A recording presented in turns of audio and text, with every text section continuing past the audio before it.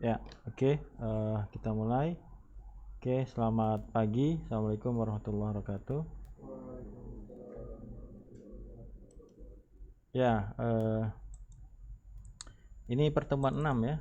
Pertemuan 6 kita belajar tentang jaringan saraf tiruan ya. Jaringan saraf tiruan ya. Kalau kelas pagi ini sudah install ya, install macam-macam lah. Tanggal 23/4/2022 pertemuan monggo pertemuan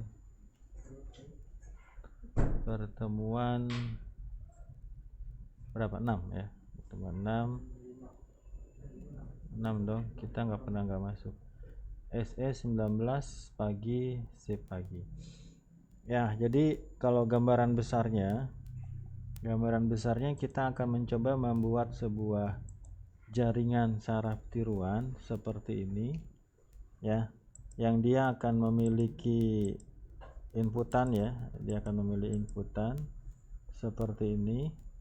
Nah, kemudian nanti kita akan membuat arsitektur dari sebuah jaringan saraf tiruan, di mana nanti ada 3 komponen ya, ada input layer, ada hidden layer, kemudian ada output layer. Nah, kemudian di awal-awal kuliah saya bilang kita mau sampai pada face recognition gitu ya.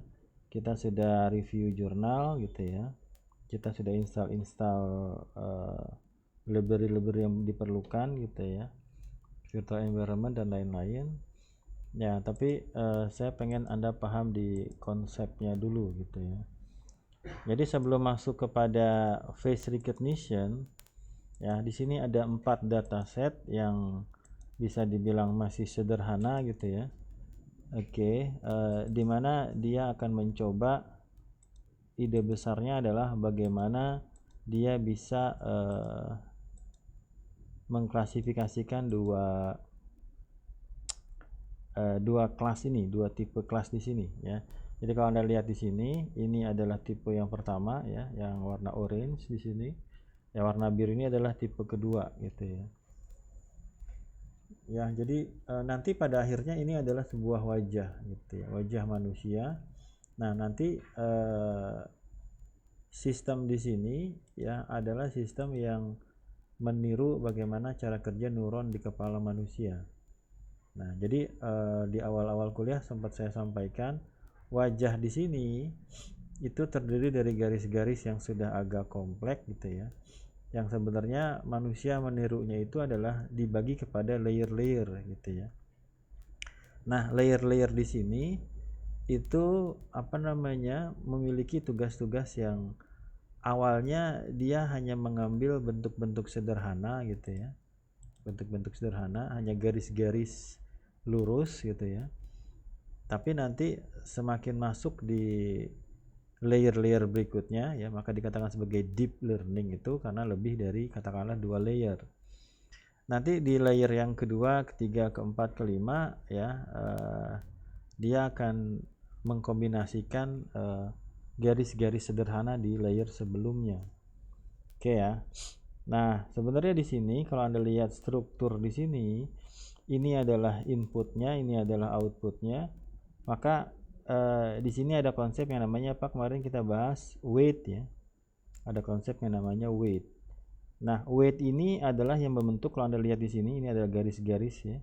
Yang putih ini ya, ini adalah garis-garis. Nah, ini adalah representasi dari garis lurus aja kalau yang pertama ya.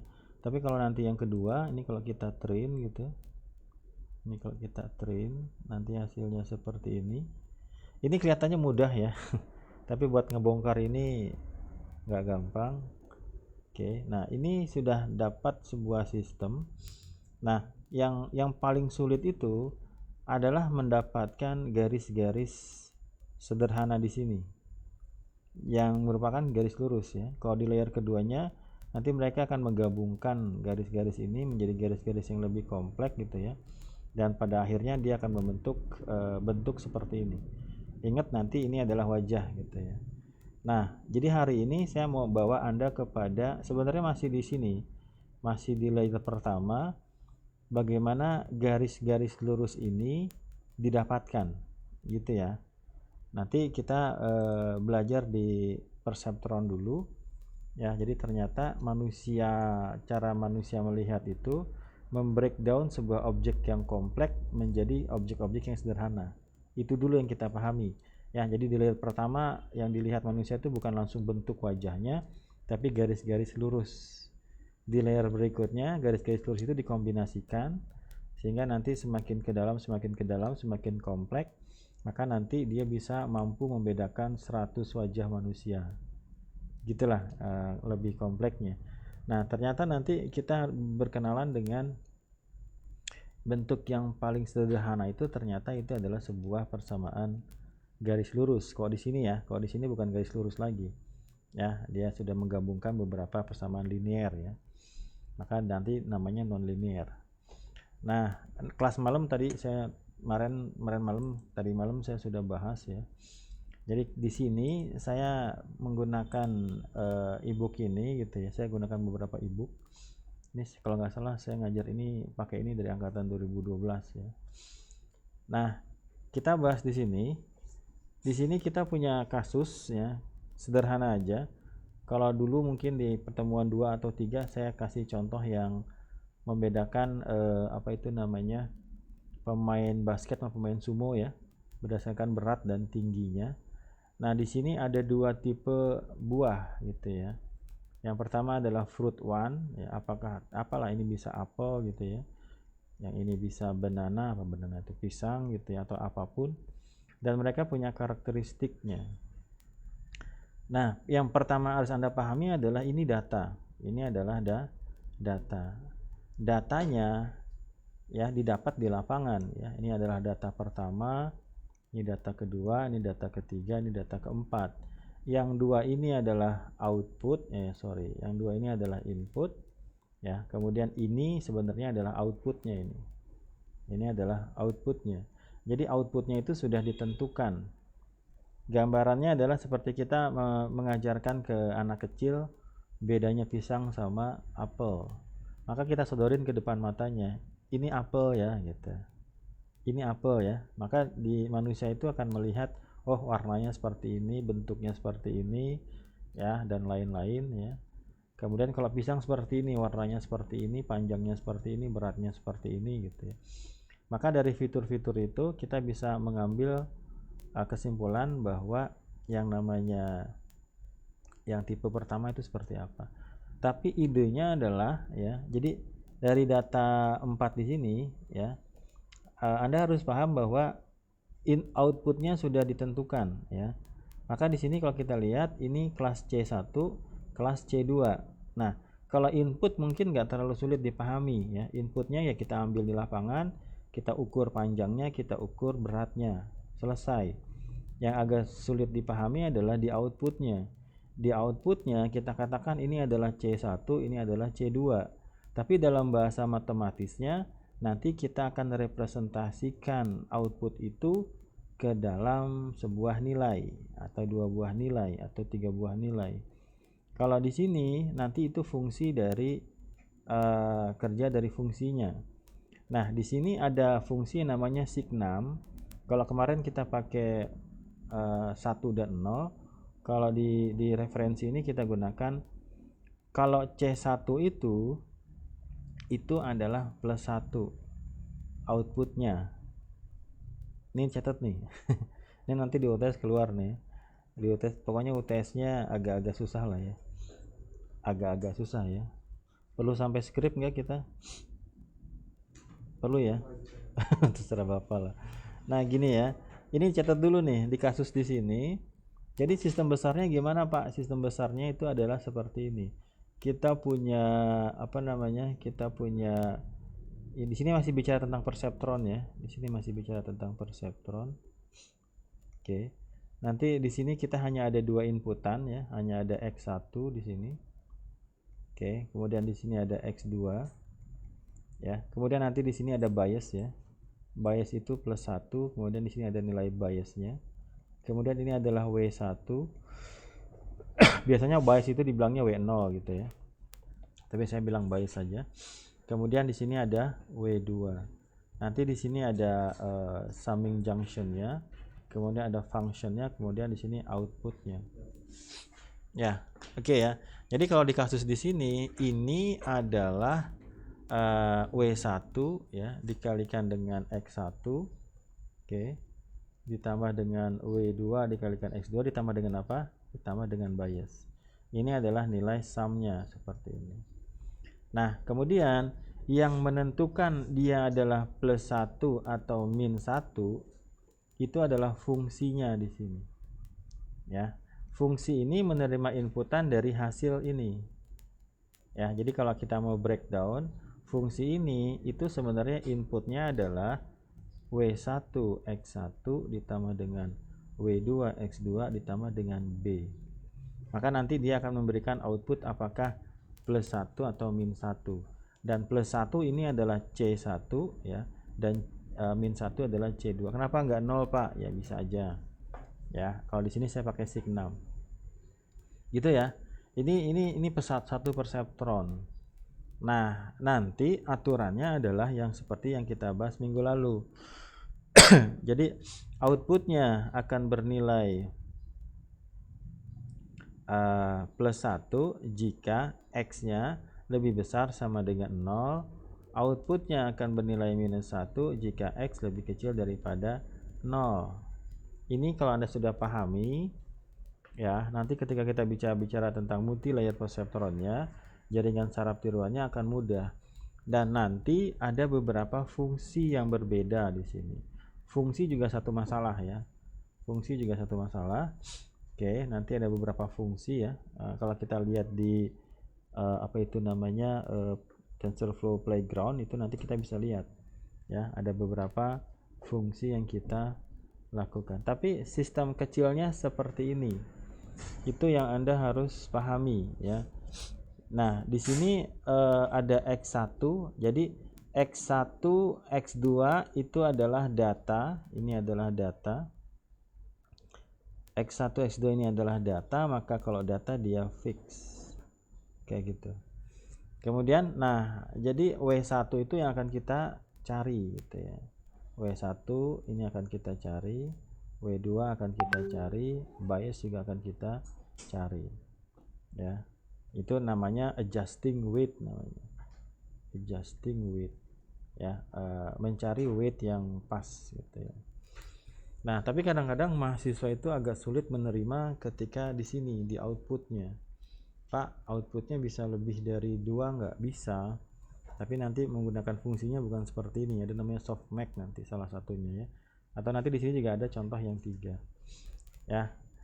Oke. Nah, di PDF di sini nanti kita ketemu sama contoh-contoh yang sudah benar weight-nya dan yang belum gitu ya. Nanti ada konsep yang namanya error. Tapi pertama yang harus Anda pahami adalah ibaratnya nilai X1 ada nilainya, nilai X2 ada nilainya, kemudian W1, W2 bias, maka nanti ada konsep yang namanya weight initialization. Ada weight initialization, initialization. Nah, waktu S2 saya ngangkat tentang masalah ini. Bagaimana mengoptimasi weight initialization pakai algoritma namanya RCE gitu ya. Saya lupa, Rapid Centroid Estimation ya. Karena ini jadi masalah ya. Tapi kalau di deep learning sebenarnya sudah dihandle masalah ini ya. Oke, jadi sistemnya gimana, Pak? Kita punya data dan di sini selalu plus 1 ya. Ini selalu plus 1. Jadi di sini nilai weight-nya adalah W1, W2 sama bias. Nanti di sini kita pertama akan kita random, akan kita initialize. Ya, kita menentukan secara acak. Beberapa cara ada yang di setting 0 semua, ada yang di setting antara minus 0,5 sampai 0,5, ada juga yang bebas. Nanti di sini kita lihat dia bebas aja. Oke. Ya. Gitu ya. Jadi ini harus paham dulu nih. Jadi dari ini sebenarnya udah minggu lalu udah kita bahas, tapi mungkin di fungsinya saya ingin menekankan di fungsinya di sini. Sudah nyatutnya? Udah ya. Nah, kalau enggak saya screenshot aja lah biar nggak kelihatan, biar nggak ketinggalan.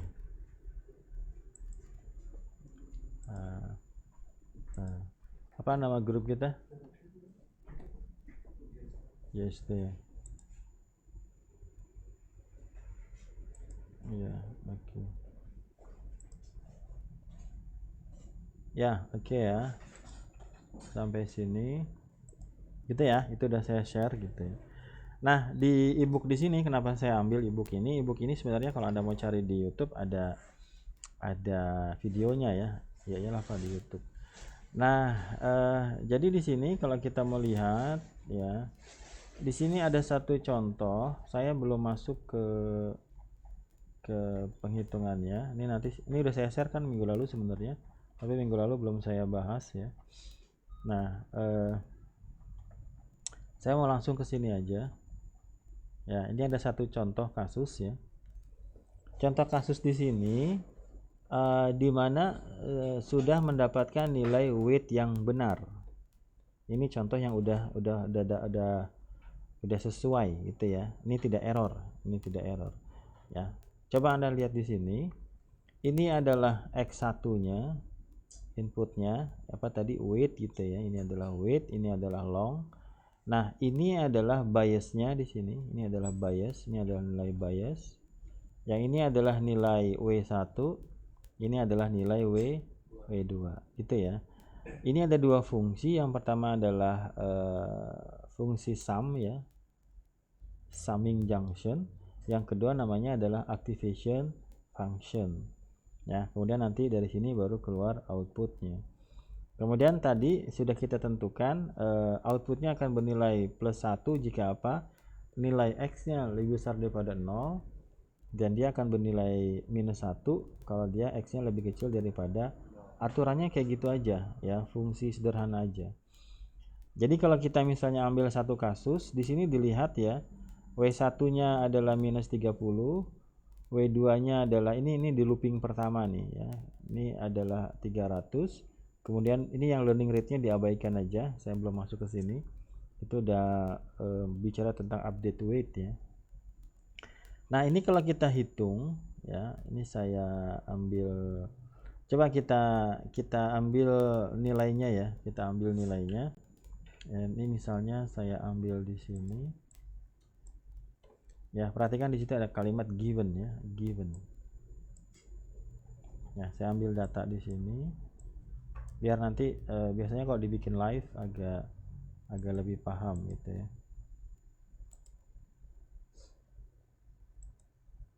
Siapa ini? Dipotong Mas? Dipotong ya? Rambutnya dipotong. Jadi ganteng ya? Ganteng Pak aslinya juga ya. Oke. Oke. Nah, coba kita lihat di sini ya. Oke. Nah, kegedeannya. Oke, kegedeannya. Oke ya, kita lihat di sini. Ya, nanti tahu-tahu Anda paham aja. Yang di sini ya, masih jauh. Coba kita lihat yang pertama. Data pertama di sini ya, data pertama. X1-nya berapa? 121, X2-nya berapa? 16,8. Oke. Kita bikin sistemnya. Di sini adalah perseptronnya, neuronnya. Di sini adalah summingnya, di sini adalah functionnya. Perhatikan di sini. Ini adalah X1-nya, walaupun ini masih ngulang ya. Di sini adalah X2-nya. Oke. Ini adalah W1-nya, ini adalah W2-nya. Kita kasih nilai W1-nya berapa? -30. Kita kasih W2-nya berapa? 300. Oke. Nanti di sini ada masuk 1, saya ambil di atas saja. Ini adalah biasnya masuk ke sini. Di sini fix 1 ya sebenarnya. Kemudian di sini biasnya saya bilang B, nilainya berapa? 50. Nah, di sini sudah dikatakan bahwa dia adalah C1, dan C1 sudah kita definisikan nilainya outputnya adalah +1. maka ini harus bernilai plus 1 karena sudah kita katakan dia adalah C1. Kita sudah define bahwa C1 itu adalah, bisa dipahami itu? Bisa ya. Nanti kita ketemu dengan fungsi-fungsi